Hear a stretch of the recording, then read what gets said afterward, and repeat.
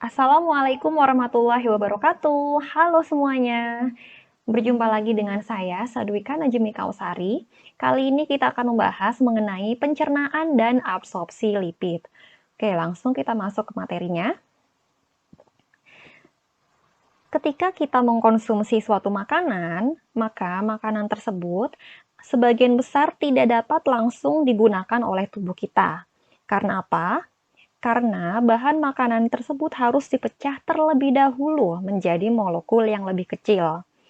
Misalnya, untuk polisakarida harus dipecah menjadi monosakarida, kemudian protein dipecah menjadi asam amino, sedangkan trigliserida yang merupakan lipid harus dipecah menjadi monoasil gliserol, gliserol, dan asam lemak. Jenis lipid yang kita konsumsi ini dapat berupa trigliserida, kolesterol, vitamin A, D, E, dan K, serta fosfolipid. Namun sebagian besar lipid yang kita konsumsi adalah berupa trigliserida atau triasil gliserol. Lalu bagaimana proses pencernaan lipid itu sendiri? Oke, proses pencernaan lipid berawal dari mulut ya. Nah, di mulut kita kan terdapat lidah, di mana lidah ini memiliki yang namanya adalah kelenjar Ebner. Untuk kelenjar Ebner ini dapat mensekresikan suatu enzim yang bernama lipase lingual. Jadi ini enzim lipase lingual ya. Namun untuk proses pencernaan lipid pada mulut ini kan hanya berlangsung sebentar saja ya, karena kita kan mengunyah nggak lama-lama ya. Jadi begitu kita mengunyah selama beberapa detik, maka itu akan langsung masuk ke kerongkongan, yang mana makanan yang mengandung lipid atau lemak akan masuk ke dalam lambung.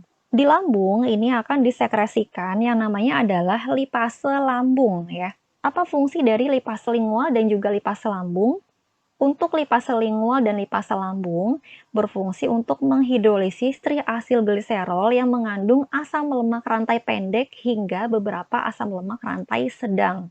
Karena apa? Karena untuk lemak ini kan sifatnya kebanyakan adalah nonpolar ya, namun untuk asam lemak rantai pendek dan juga asam lemak rantai sedang ini sifatnya lebih polar dibandingkan dengan asam lemak rantai panjang. Sedangkan medium pada mulut dan juga pada lambung ini sebagian besar adalah medium berair atau medium yang sifatnya adalah hidrofil atau polar. Sehingga untuk lipase lingual dan juga lipase lambung hanya mampu mencerna triasilgliserol yang mengandung asam lemak rantai pendek dan juga beberapa asam lemak rantai sedang. Mekanisme kerja dari lipase lingual dan juga lipase lambung ini adalah dengan cara memutus ikatan ester pada posisi nomor 3, sehingga akan dilepaslah satu asam lemak dan juga akan dihasilkan 1,2 diasil gliserol ya.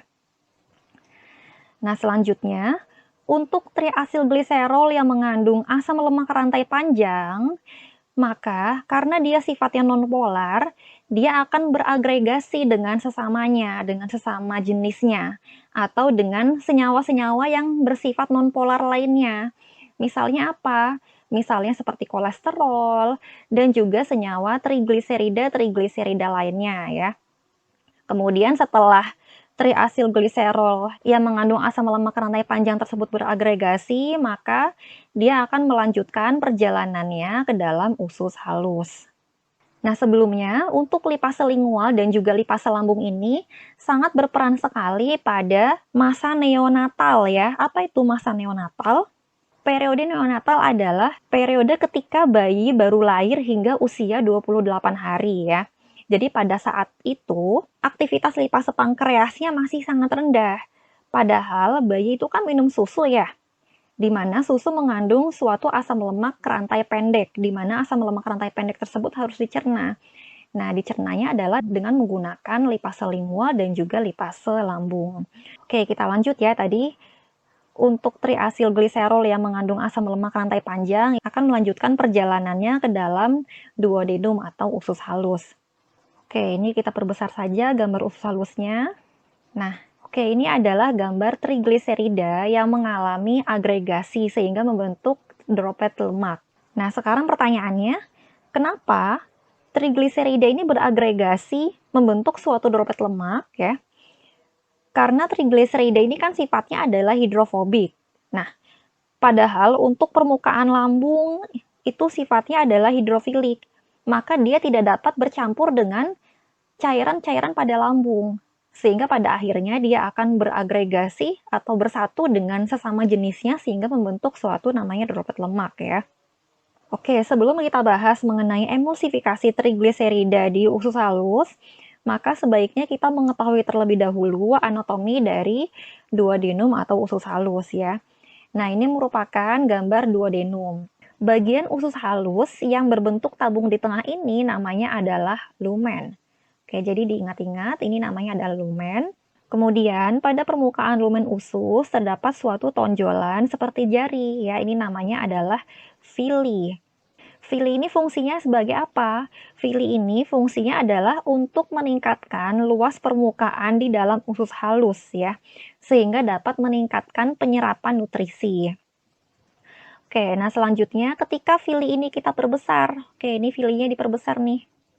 Nah, jadi gambar nomor 2 ini merupakan perbesaran dari villi ya. Ini bentuknya seperti tonjolan jari ya. Nah, kita lihat ada apa saja di dalam villi. Di sini yang bagian berwarna kuning yang berbentuk seperti tabung atau balok ini ya, merupakan sel epitelium usus.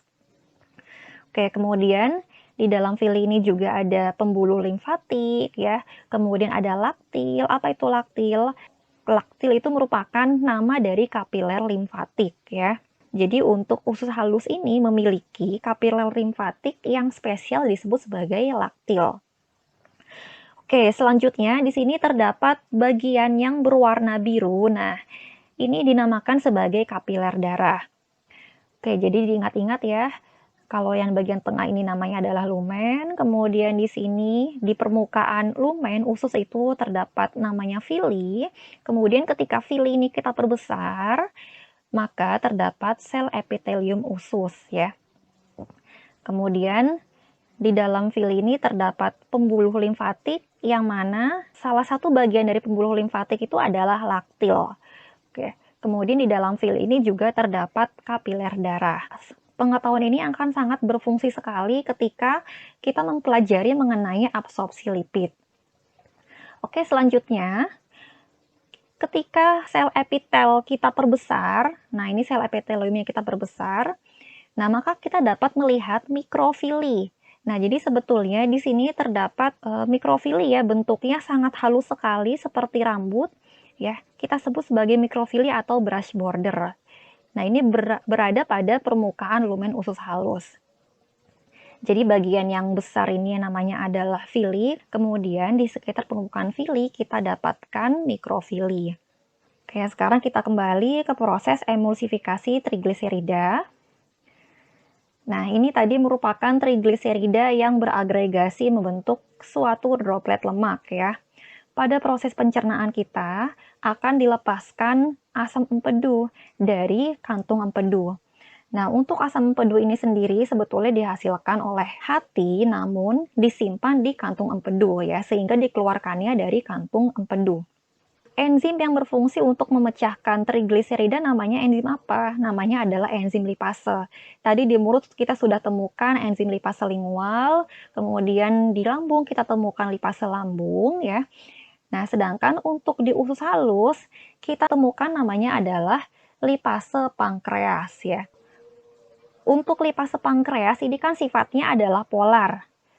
Sementara droplet lemak ini sifatnya adalah nonpolar, sehingga lipase pankreas tidak dapat masuk ke dalam droplet lemak ya, atau tidak dapat mengkatalisis bagian inti dari droplet lemak.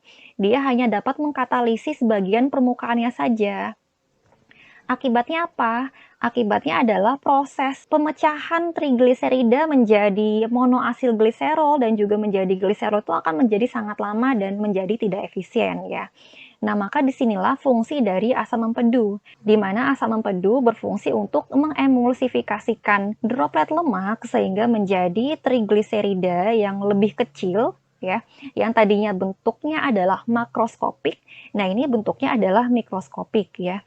Ini merupakan emulsi dari triasil gliserol. Ketika triasil gliserol ini sudah teremulsi, maka lipase pankreas kerjanya akan lebih mudah dibandingkan dengan sebelumnya. Oke, jadi untuk yang berwarna biru ini merupakan gambaran dari enzim lipase. Selanjutnya untuk enzim lipase ini tidak dapat bekerja secara aktif tanpa adanya bantuan dari protein yang kita namakan sebagai kolipase. Jadi yang bagian yang berwarna merah itu adalah kolipase ya. Nah, sekarang bagaimana cara kerja dari lipase pankreas?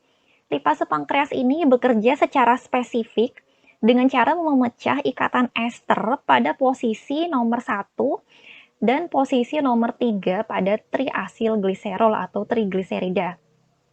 Oke, jadi ini reaksinya, kita lihat. Ini triasilgliserol yang mengandung asam lemak rantai panjang yang tadi berada di lumen usus ya. Ini akan dipecah dengan lipase pankreas. Nah, jadi ini emulsi triasilgliserolnya ya. Jadi pertama untuk triasilgliserol ini akan diputus ikatan esternya pada posisi nomor 3 ya, sehingga akan terlepaslah satu asam lemak dan akan dihasilkan 1,2 diasilgliserol. Ini reaksi yang pertama ya. Kemudian reaksi yang kedua adalah 1,2 diasilgliserol ini akan dihidrolisis oleh enzim lipase pankreas pada posisi nomor 1. Jadi tadi pada posisi nomor 3 sudah dipecah menjadi satu asam lemak. Kemudian selanjutnya adalah pada posisi nomor 1. Sehingga asam lemak pada posisi nomor 1 akan dilepas ya, yang pada akhirnya akan menyebabkan 1,2 diasilgliserol terkonversi menjadi asam lemak dan 2 monoasilgliserol. Ini reaksi yang kedua. Oke, selanjutnya, nah 2 monoasilgliserol ini ada yang diserap langsung menuju intestinal epithelium atau epithelium usus halus sebanyak 72%. Sedangkan sisanya 2 monoasilgliserol ini dapat dikonversi menjadi 1 monoasilgliserol ya. Jadi dia tidak dapat langsung dikonversi menjadi gliserol, melainkan harus dikonversi dulu menjadi 1 monoasilgliserol dengan bantuan enzim isomerase. Nah, untuk 1 monoasilgliserol ini ada yang diserap menuju epitelium usus. Ingat tadi epitelium usus di mana? Nah, epitelium usus yang ini ya, yang bagian berwarna kuning. Nah, diserap di sini. Jadi kalau ini terjadi di bagian lumen usus, yang bagian seperti tabung ini. Kemudian ketika kita pindah, nah, tadi 2 monoasilgliserol ada yang langsung diserap menuju sel epitel usus. Nah, ini langsung diserap menuju sel epitel usus ya. Ada juga yang dikonversi menjadi 1 monoasilgliserol, kemudian dikonversi lagi menjadi gliserol. Nah, 1 monoasilgliserol juga ada yang diserap ke dalam epitel usus ya. Sehingga di sini terdapat beberapa reaksi sehingga pada akhirnya untuk trigliserida yang tadinya terdapat di lumen usus itu akan menghasilkan monoasilgliserol, yaitu berupa 2 monoasilgliserol dan juga 1 monoasilgliserol, kemudian menghasilkan asam lemak dan juga menghasilkan gliserol ya. Oke, ini asam lemak yang dihasilkan, sedangkan ini gliserol yang dihasilkan. Oke, sekarang kita lanjut. Nah, di bagian epitelium usus, 2 monoasilgliserol, kemudian 1 monoasilgliserol, ini akan terkonversi kembali menjadi triasilgliserol ya, menjadi trigliserida. Ini kita lihat, dia akan mengalami rekonversi ya, menjadi trigliserida. Sedangkan untuk gliserol, dia dapat langsung diserap oleh vena portal. Nah, namun untuk gliserol yang dihasilkan dari 1 monoasilgliserol ini juga akan mengalami rekonversi menjadi triasilgliserol kembali di dalam epitelium usus. Oke, jadi di sini terjadilah proses rekonversi monoasilgliserol, asam lemak, dan juga gliserol ya menjadi triasilgliserol atau trigliserida. Oke, di sini prosesnya. Oke, selanjutnya triasilgliserol ini akan diserap menuju pembuluh limfatik atau laktil. Nah, tadi diingat-ingat kembali posisi laktil di mana? Posisi laktil adalah bagian yang berwarna hijau ya. Jadi dari posisi yang berwarna kuning ini akan diserap ke dalam pembuluh limfatik atau laktil ya. Nah, setelah itu triasilgliserol akan bergabung dengan yang namanya adalah kilomikron. Nah, apa itu kilomikron? Nah, ini gambar kilomikron ya. Kilomikron itu adalah sejenis lipoprotein. Ya, lipoprotein itu ada banyak, ada kilomikron, ada LDL, ada VLDL, ada HDL, ada IDL. Nah, kilomikron ini berfungsi untuk mengangkut lipid, mengangkut triasilgliserol dari usus halus ke dalam jaringan target. Oke, kenapa perlu diangkut oleh kilomikron? Karena triasilgliserol ini kan sifatnya adalah nonpolar atau hidrofobik. Maka dia tidak dapat bercampur dengan darah, yang mana darah itu sifatnya adalah hidrofil atau polar ya. Maka di sini kita membutuhkan bantuan kilomikron untuk mentransportasikan triasilgliserol menuju ke jaringan target. Oke, kilomikron ini tidak hanya membawa trigliserida saja, dia juga membawa kolesterol atau kolesterol ester. Segala macam senyawa yang sifatnya non-polar maka akan diangkut oleh kilomikron ya ke dalam peredaran darah kita. Nah, sekarang coba kita perhatikan struktur dari kilomikron ini sendiri ya. Ini merupakan struktur dari kilomikron. Ya, pada bagian inti kilomikron ini terdapat triasilgliserol yang diangkut ya. Triasilgliserol dan juga kolesterol ester. Kemudian, pada permukaan kilomikron ini namanya adalah fosfolipid. Jadi bagian inti kilomikron itu dilapisi oleh suatu lapisan yang namanya adalah fosfolipid dan juga beberapa kolesterol ya, kolesterol bebas. Nah, kemudian kilomikron ini juga memiliki komponen protein yang kita sebut sebagai apolipoprotein atau nama lainnya adalah apoprotein atau dapat juga dituliskan sebagai apo ya. Jadi kalau misalnya melihat kata-kata apo itu merupakan singkatan dari apolipoprotein atau apoprotein. Nah, jenis apolipoprotein pada masing-masing lipoprotein itu berbeda-beda. Untuk lipoprotein kilomikron, jenis apolipoproteinnya antara lain adalah ApoB48, kemudian ApoC3, dan juga ApoC2. Nah, kilomikron ini nantinya akan melewati sistem limfatik ya. Oke, jadi di sini dia akan melalui sistem limfatik dan juga melalui kapiler darah ya. Nah, setelah melintasi peredaran darah hingga akhirnya nanti sampai di jaringan otot dan juga di jaringan adiposa ya. Nah, pada jaringan tersebut, jaringan otot dan juga jaringan adiposa, ada yang namanya enzim lipoprotein lipase. Oke, jadi di sini kita sudah menemukan beberapa jenis enzim lipase ya. Tadi ada lipase lingual, lipase lambung, lipase pankreas. Nah, sekarang ada namanya lipoprotein lipase. Nah, untuk lipoprotein lipase ini fungsinya adalah untuk memecah triasilgliserol yang dibawa oleh kilomikron menjadi asam lemak dan gliserol. Namun, untuk lipoprotein lipase ini perlu diaktifkan terlebih dahulu dengan menggunakan ApoC2 yang terdapat pada kilomikron ya. Jadi itulah salah satu fungsi dari apoprotein ya. Fungsinya adalah mengaktifkan enzim. Jadi terkadang enzim tersebut tidak dapat aktif tanpa bantuan suatu apoprotein. Untuk triasilgliserolnya sebagian besar dipecah menjadi asam lemak dan gliserol. Kemudian asam lemak tersebut akan diserap pada jaringan target di luar hati ya, atau kita sebut sebagai jaringan ekstrahepatik. Misalnya pada jaringan otot, asam lemak itu setelah diserap maka dia akan dioksidasi untuk menghasilkan energi. Sedangkan untuk asam lemak yang diserap oleh jaringan adiposa ini akan disimpan sebagai cadangan energi. Oke, nah di sisi lain itu masih terdapat kilomikron ya. Jadi setelah dari sini sebetulnya masih ada kilomikron yang di dalamnya masih mengandung triasilgliserol ya, namun dalam jumlah yang sedikit. Kita sebut sebagai kilomikron sisa.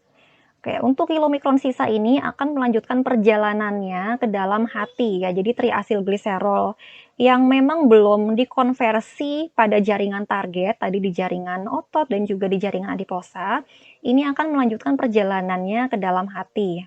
Untuk apa? Untuk menghasilkan energi ya. Jadi dia akan melalui proses oksidasi di dalam hati untuk menghasilkan energi.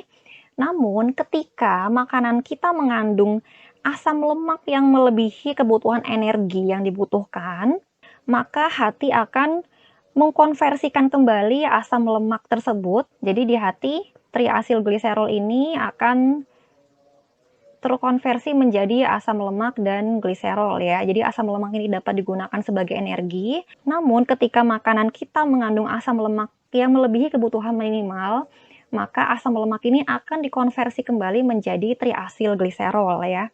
Nah, selanjutnya triasilgliserol ini akan masuk kembali ke dalam peredaran darah kita dan akan mengalami siklus kembali ke jaringan target, kemudian ke hati ya, yang nantinya akan lebih dibahas pada materi kuliah berikutnya, yaitu mengenai transport lipid dan lipoprotein. Oke, jadi itu saja penjelasan dari saya mengenai pencernaan dan absorpsi lipid. Semoga bermanfaat semuanya. Terima kasih. Wassalamualaikum warahmatullahi wabarakatuh.